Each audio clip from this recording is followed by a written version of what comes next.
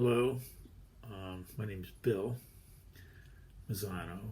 I'm doing this to kind of follow myself or have people follow me through this withdrawal process from psychiatric meds. Um, I guess I'll give a brief history of myself. I was put on meds, I think in 1992, Prozac, and I went through a bad marriage, very bad marriage, and was depressed, and so I just believed in that. I was told I had the chemical imbalance, and so I believed in all that, and started taking the meds, and then took Prozac for probably 15 years, and then that pooped out, and they put me on Lexapro, and then after a few years of Lexapro, they added Wellbutrin, and up until the end of 2019, the end of 2019, I then tried. I kind of pooped out. It's when I retired from work too, because I'm 65 presently, and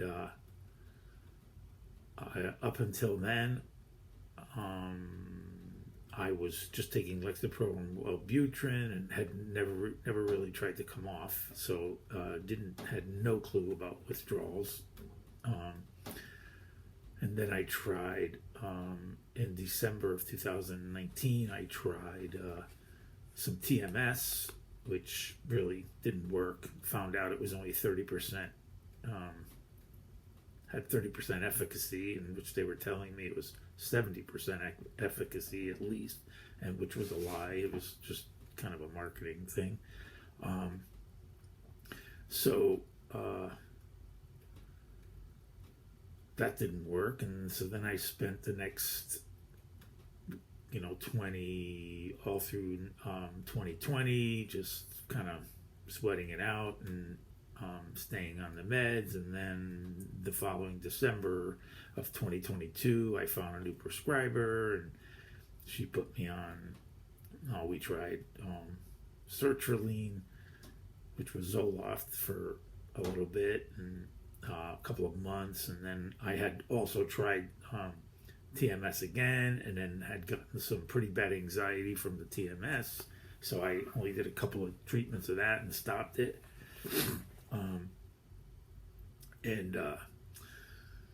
I then came off the sertraline as well and went back on Lexapro, and it didn't work. So then I reluctantly tried Cymbalta. That's where the trouble really started. So I took Cymbalta for 4 months, and then in end of July 2022, I wanted to come off it because it just was revving me up too much. I didn't like it, so I listened to the prescriber, and she just said, "Yeah, we can do a 2-week titration with crossover to Prozac." And what a disaster that was. The second day, I did a drop from, say, I don't know, I cut the stuff in half, whatever I was taking, 40 or 20 milligrams, I can't remember, of the Cymbalta, but I started out with 10 milligrams and part of the Cymbalta for the first week, and then the second week I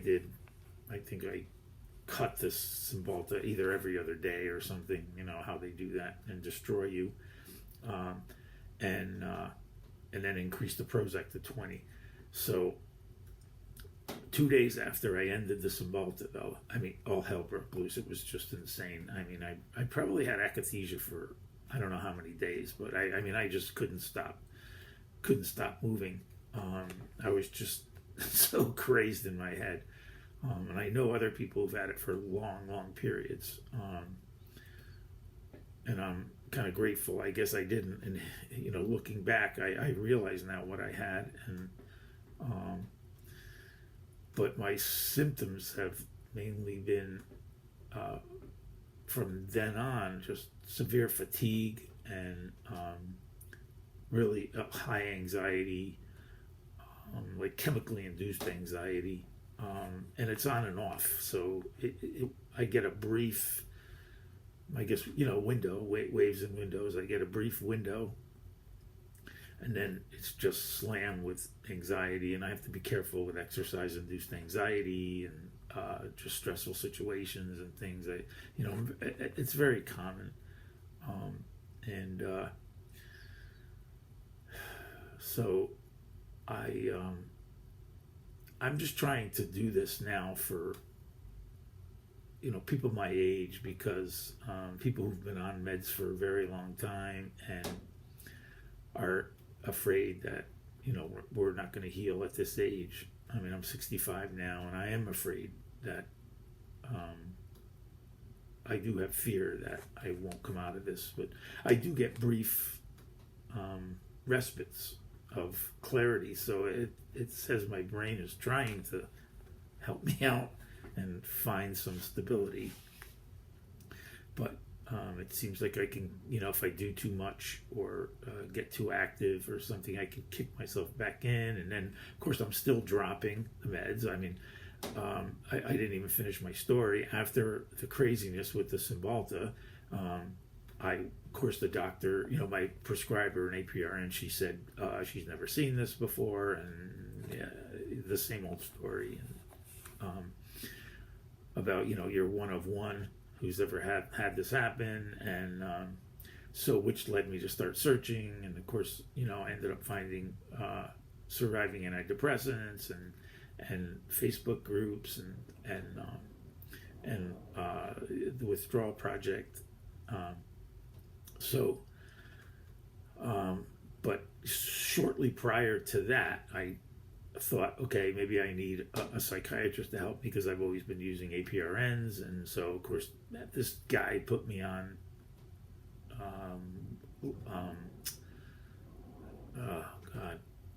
nortriptyline for, I let that go 4 months. So in December of, say, I said 2022. It was 2021, December of 2021. I did the Lexapro and did the sertraline. So I kind of had that mixed up. But so then the following year, which was, oh boy, now I'm getting confused. Well, at any rate, so when I found the new prescriber after I crashed off of the Cymbalta, he put me on nortriptyline. And I let that go for 4 months. And I didn't want to stay on that anymore. I just didn't. So I did it.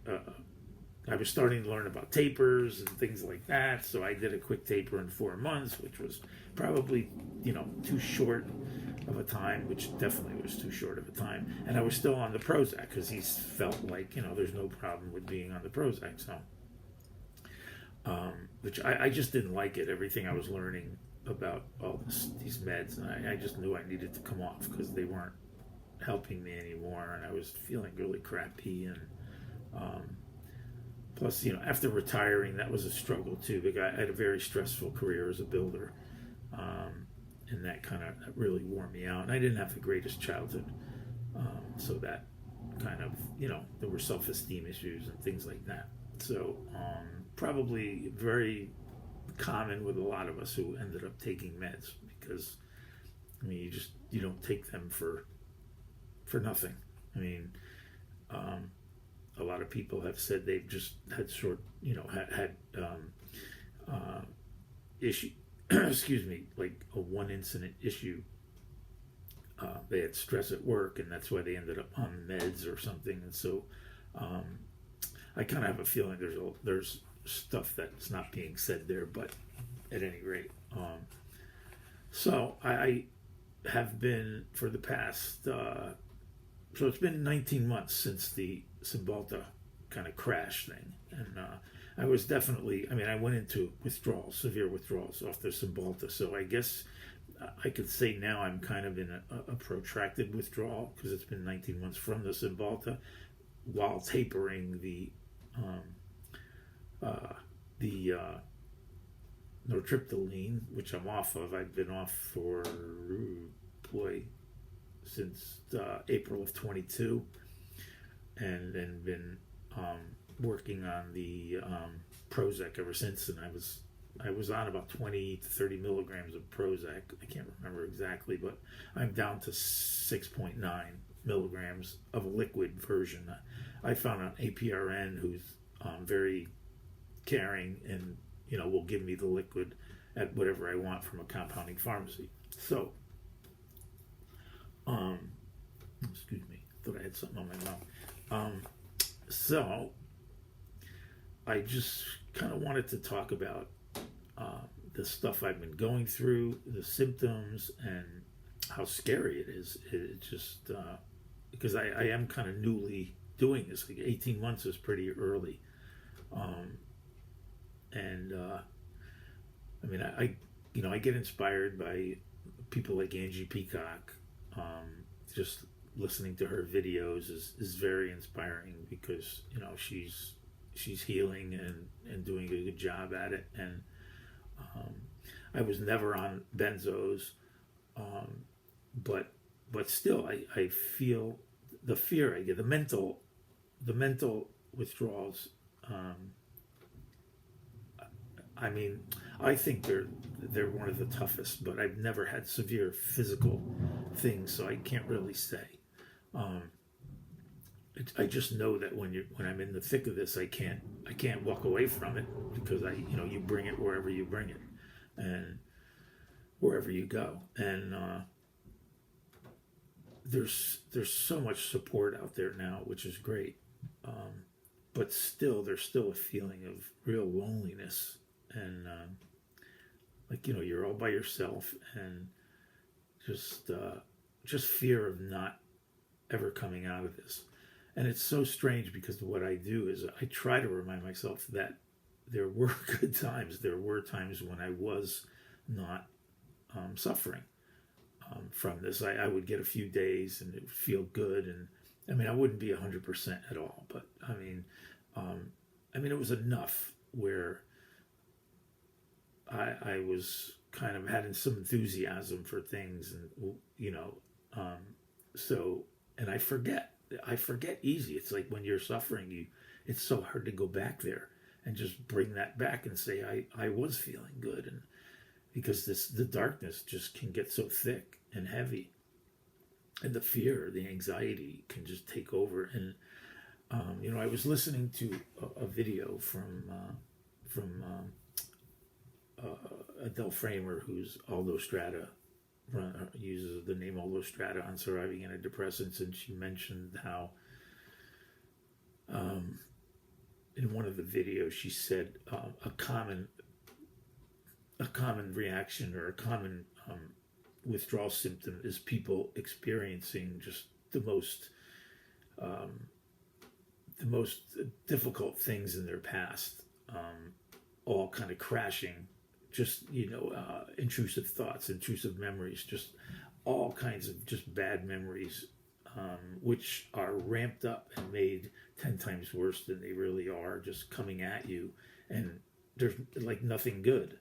And it's just very much dark. And I'm experiencing that like hard. And because they were things that really happened, they may have not been the happiest times of my life, and they just have just grown into these things that were just horrible now. Like my past life has been horrible. It's like all the good is just never comes, and it's just so thick. It's like I don't even know how to. Counteract it. It's almost like it's just a thick being, a thick way you are, and it's never any just one thing. It's just a generalized sadness. I mean, it's just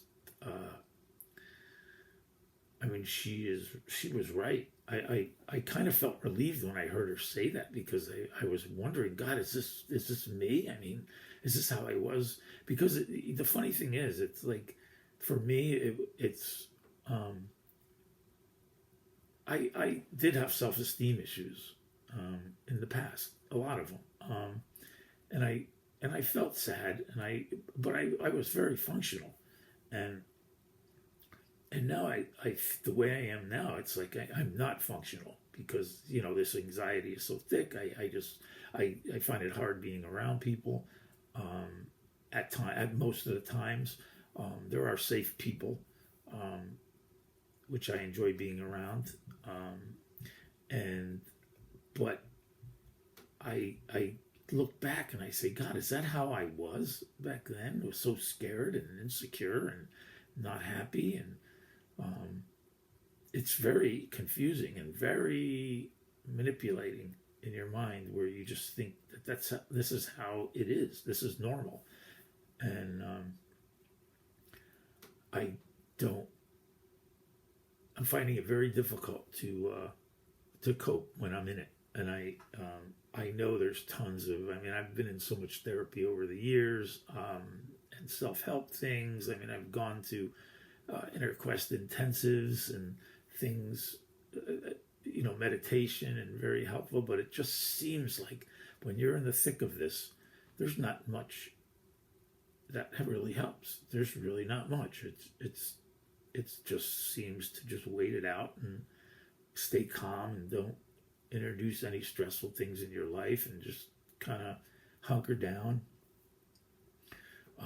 and I mean, occupy your mind, but without too much stress, because it just seems like the more I listen to people saying, you should do this, you can do that, this cognitive therapy, or this alternative therapy, or brain changing, or even and things for anxiety, to just face your fears and things like that.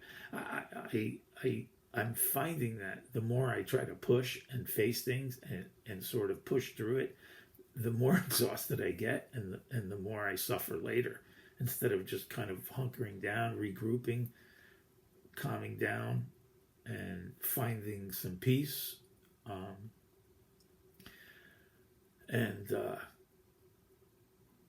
I don't know. It's just it's very hard to just to be grounded, and find that spot. And I just wanted to try to reach out to anybody there and just let you know that you're not alone. There are people suffering, and I'm one of them. I'm retired. So that's kind of a double-edged sword, because I'm not keeping busy to keep my mind off things. But also I don't know how busy I'd be able to be, because, most of us do have trouble functioning. We probably just function by the skin of our teeth when we have to. I'm in the middle of a taper, so every time I make a drop, I feel terrible for a while, and it's just all a crapshoot. There's so many unknowns, and it's so nonlinear, as everybody says. So I hope this is just the first of many, and I'd just like to. I kind of just wanted to do this, as Angie did, but maybe I'm doing it for people my age, because I know I've communicated with a lot of people that are older, 50s, 60s, even 70s, who are just, they're afraid at their age they're never going to come out of this, because their brain too old for their brain to recover, or they don't have enough time to taper, and which I don't think is true, because like I said, I started tapering 19 months ago. Well, not really. 19 months ago. After the Cymbalta crash, but I've truly only been tapering, say, about 12 months. So, no, 14 months, excuse me. So I do think it's possible, and I hope to heal, and I try to keep this journey alive, and see where it goes, because I do want to heal. I'm kind of in the thick of something right now. I figured maybe this was a good time to start it, because I feel like crap, and I hope to be, feeling a little better, rebounding some, as I relax, and as I go, I'd like to share maybe some of my past, and find others who were just, hopefully I could soothe some others by not making them feel alone, and that there's other people going through this, and these meds are, I wish I never took them. I so wish I never took them. But we all were sold something from our providers to take them, and whether obviously I'm sure they didn't know. They thought, they were the greatest thing since sliced bread, delivering this stuff to us, because I'm sure they were pumped up by the big pharma to, they say this is revolutionary, and when, I did that too as a builder. I would listen to representatives selling me products, telling me that these are great, these things are great, and they're going to last, and they will be an advantage this way and not a disadvantage this way. But I never did any deep research to find out if it was true, because basically there was no historical data on the products. So you believe the reps, because it made sense, and I'm sure that's what a lot of doctors did. So, but they were messing with people's lives. So there is some culpability on their end, as far as I'm concerned. So, anyway, I hope to be on here soon again, and continue this journey. And if anyone's interested, this is my first thing with YouTube, so I really don't understand how this all works. And I will see you soon. Thank you.